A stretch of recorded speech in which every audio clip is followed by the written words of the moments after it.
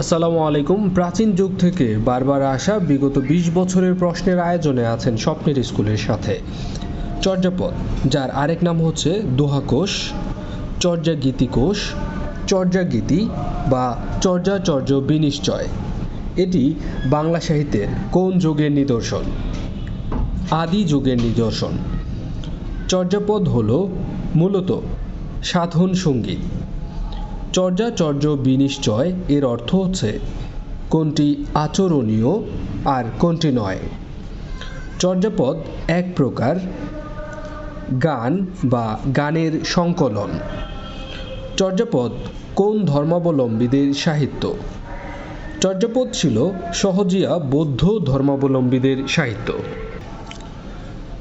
চর্যাপদে কোন ধর্মের কথা আছে?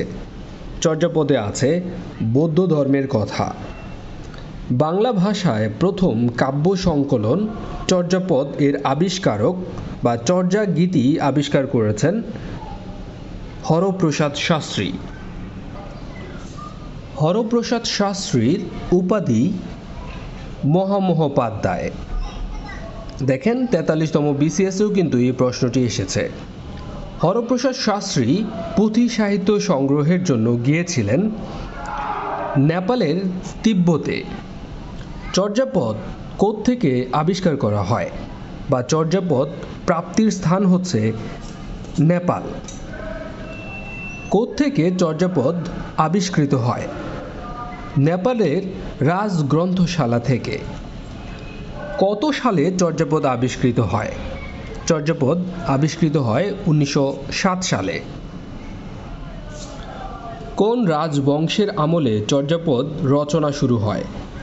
চর্যাপদ রচনা শুরু হয় পাল রাজবংশের আমলে। বাংলা সাহিত্যের আদি গ্রন্থ চর্যাপদ এর রচনাকাল হচ্ছে সপ্তম থেকে দ্বাদশ শতাব্দী। চর্যাপদের বয়স আনুমানিক ১০০০ বছর। সন্ধ্যা ভাষা কোন সাহিত্যকর্মের সঙ্গে যুক্ত? সন্ধ্যা ভাষার আরেক নাম হচ্ছে সান্ধ্য ভাষা। এটি মূলত পাওয়া যায় চর্যাপদে। চর্যাপদের এই ভাষাকে সন্ধ্যা ভাষা বলা হয় বা আলো আধারী ভাষা বলা হয়, কারণ এর কোথাও বোঝা যায় আবার কোথাও বোঝা যায় না।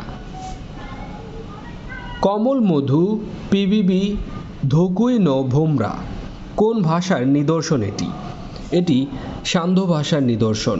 দেখেন অনেক কিছুই কিন্তু বোঝা যাচ্ছে না, এজন্যই এটাকে বলা হয় সান্ধ্য বা আলো আধারী ভাষা। ডক্টর মোহাম্মদ শহীদুল্লাহর মতে চর্যাপদের ভাষা বঙ্গ কামরূপী। চর্যাপদ যে বাংলা ভাষায় রচিত এটি প্রথম কে প্রমাণ করেন বা চর্যাপদকে চর্যাপদের ভাষাকে বাংলায় প্রতিপন্ন করেছিলেন কিন্তু ডক্টর সুনীতি কুমার চট্টোপাধ্যায়। চর্যাপদ কোন ছন্দে লেখা? চর্যাপদ লেখা মাত্রাবৃত্ত ছন্দে। হরপ্রসাদ শাস্ত্রী চর্যাপদ যে গ্রন্থে প্রকাশ করেছিলেন তার নাম হচ্ছে হাজার বছরের পুরাণ বাংলা ভাষায় বৌদ্ধগান ও দোহা। চর্যাপদ প্রথম কোত্থেকে প্রকাশিত হয়? প্রকাশিত হয় বঙ্গীয় সাহিত্য পরিষদ থেকে। বঙ্গীয় সাহিত্য পরিষদ কর্তৃক প্রকাশিত চর্যাপদ কে সম্পাদনা করেছিলেন?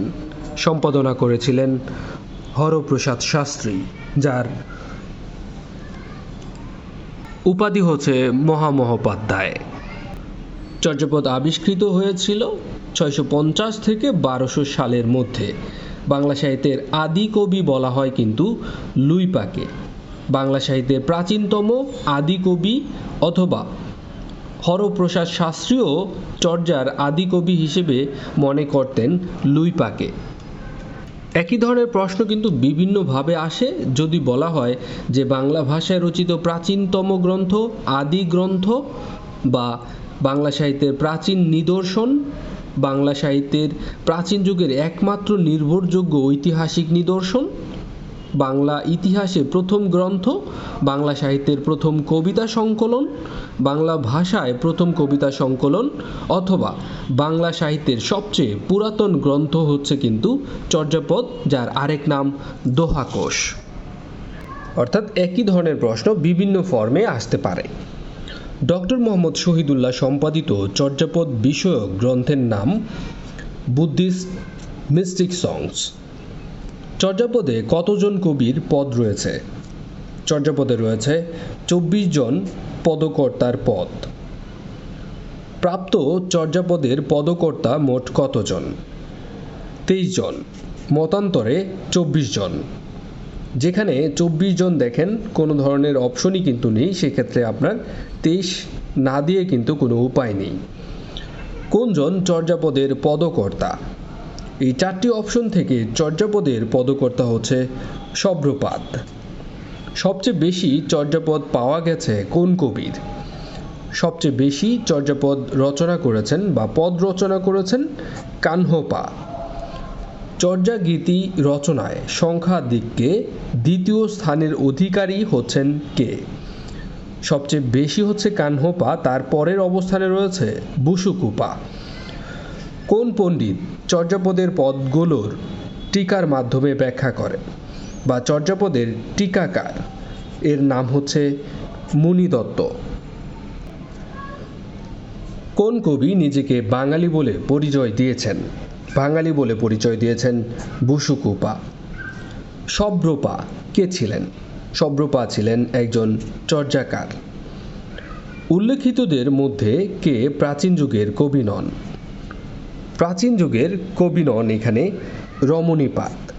অন্যদিকে শান্তিপা, লুইপা, কানহপা তারা হচ্ছে চর্যাপদ রচয়িতা। বাংলা সাহিত্যের প্রথম নিদর্শন চর্যাপদের প্রাপ্ত পদ সংখ্যা হচ্ছে 46.5টি। যখন বলা হবে প্রাপ্ত অর্থাৎ পাওয়া গেছে পদ সংখ্যা কতটি, তখন হচ্ছে 46.5টি। আর যখন বলা হবে বাংলা সাহিত্যের প্রথম নিদর্শন চর্যাপদের পদ সংখ্যা কয়টি, তখন তার উত্তর হবে 50টি, যার মধ্যে পাওয়া গেছে 46.5টি। চর্যাপদের কোন পদটি খণ্ডিত আকারে পাওয়া যায়? খণ্ডিত আকারে পাওয়া যায় 23 নং পদটি। চর্যাপদে কতটি প্রবাদ বাক্য রয়েছে? 6টি প্রবাদ বাক্য রয়েছে। কোন ব্যক্তি সম্প্রতি নতুন চর্যাপদ আবিষ্কার করেন? প্রশ্নটি রিসেন্ট। সম্প্রতি নতুন চর্যাপদ আবিষ্কার করেন সৈয়দ মোহাম্মদ শাহেদ। আপনা মাংসে হরিণা বৈরী এই লাইনটি কোন সাহিত্যের অন্তর্গত? এটি নেওয়া হয়েছে চর্যাপদ থেকে। আলী এ কালী ওইভাট রুন্দেলা তাদেহি কানহ বিমনা ইলা, এটি কার রচনা? এই পদটি রচনা করেছেন কানহপা। চঞ্চল চিয়ে পৈঠাকাল কোন কবির চর্যাংশ এটি? এটি লুইপা রচনা করেছেন। অভিসময় বিহঙ্গ এটি কার রচনা? অভিসময় বিহঙ্গ এটি রচনা করেছেন লুইপা। রুখের তেলি কুমিরে খাই এর অর্থ কি? রুখের তেলি কুমিরে খায় এর অর্থ হচ্ছে গাছের তেঁতুল কুমিরে খায়। টালত মোর গড় নাহি পরবেশী হারিত ভাত নাহি নীতি আবিষি। চর্যাপদের এই চরণ দুটিতে কি বোঝানো হয়েছে? বোঝানো হয়েছে দারিদ্র ক্লিষ্ট মানুষের জীবন সম্পর্কে। বাংলা সাহিত্যের যুগকে কয় ভাগে ভাগ করা যায়? ভাগ করা যায় 3 ভাগে: প্রাচীন যুগ, মধ্যযুগ এবং আধুনিক যুগ। ত্রিশোত্তর কালের সাহিত্যকার কারা? 1930-এর সাহিত্য বলয় থেকে বা হতে যারা মুক্ত হতে পারেননি। বাংলা সাহিত্যের প্রথম ইতিহাস বিষয়ক গ্রন্থ রচনা করেছেন দীনেশচন্দ্র সেন। বাংলা সাহিত্যের প্রথম ইতিহাস গ্রন্থ হচ্ছে বঙ্গভাষা ও সাহিত্য। কোন গ্রন্থটি বাংলা সাহিত্যের ইতিহাস? বঙ্গভাষা ও সাহিত্য। বাংলা সাহিত্য সম্পর্কিত গবেষণার জন্য যার নাম এদেশে সাহিত্যের ইতিহাসে অতুজ্জ্বল হয়ে রয়েছে তিনি হচ্ছেন ডক্টর মোহাম্মদ শহীদুল্লাহ। বাংলা সাহিত্যের ইতিহাস বিষয়ক গ্রন্থসমূহের মধ্যে কোন গ্রন্থটি ডক্টর মোহাম্মদ শহীদুল্লাহর লেখা? তিনি লিখেছেন বাংলা সাহিত্যের কথা। বাংলা সাহিত্যের কথা এই গ্রন্থটি রচনা করেছেন ডক্টর মোহাম্মদ শহীদুল্লাহ। বাংলা সাহিত্যের কথা গ্রন্থটির রচয়িতা ডক্টর মোহাম্মদ শহীদুল্লাহ এবং একই গ্রন্থ কিন্তু সুকুমার সেনও রচনা করেছেন। যেহেতু দুইটা অপশন দাগানোর কোনো উপায় নেই, সেক্ষেত্রে সবচেয়ে অ্যাপ্রোপ্রিয়েট অ্যান্সার হবে ডক্টর মোহাম্মদ শহীদুল্লাহ। বাংলা সাহিত্যের ইতিবৃত্ত আধুনিক কারা রচনা করেছেন? বাংলা সাহিত্যের ইতিবৃত্ত আধুনিক কালে রচনা করেছেন মোহাম্মদ আব্দুল হাই এবং সৈয়দ আলী হাসান। হুমায়ুন আজাদ রচিত বাংলা সাহিত্য বিষয়ক শিশু কিশোরদের গ্রন্থ হচ্ছে লাল নীল দীপাবলি। লাল নীল দীপাবলি কার রচনা? বাংলা সাহিত্যের জীবনী বলে পরিচিত লাল নীল দীপাবলি এটি রচনা করেছেন হুমায়ুন আজাদ। বাঙালি ও বাংলা সাহিত্য এই গ্রন্থের রচয়িতা হচ্ছেন আহমেদ শরীফ। ধন্যবাদ, এতক্ষণ ছিলেন স্বপ্নের স্কুলের সাথে। প্রত্যেকটি টপিক ভিত্তিক আলোচনা পেতে আমাদের একটি প্লেলিস্ট আছে, টপিক ভিত্তিক আলোচনা, সেটা দেখতে পারেন। আর প্রাথমিক সহকারী শিক্ষক নিয়োগ পরীক্ষার সর্বোচ্চ প্রস্তুতি নেওয়ার জন্য আমাদের দুটি প্রাইভেট কোর্স চলছে, একটি ইংলিশ ক্র্যাক কোর্স এবং আরেকটি প্রাইমারির ম্যাথ কোর্স। দুটি এই কোর্সে অংশগ্রহণ করার জন্য অবশ্যই ভিডিও ডেসক্রিপশন দেখেন এবং আমাদেরকে হোয়াটসঅ্যাপে নক করেন। সুস্থ থাকুন। আসসালামু আলাইকুম।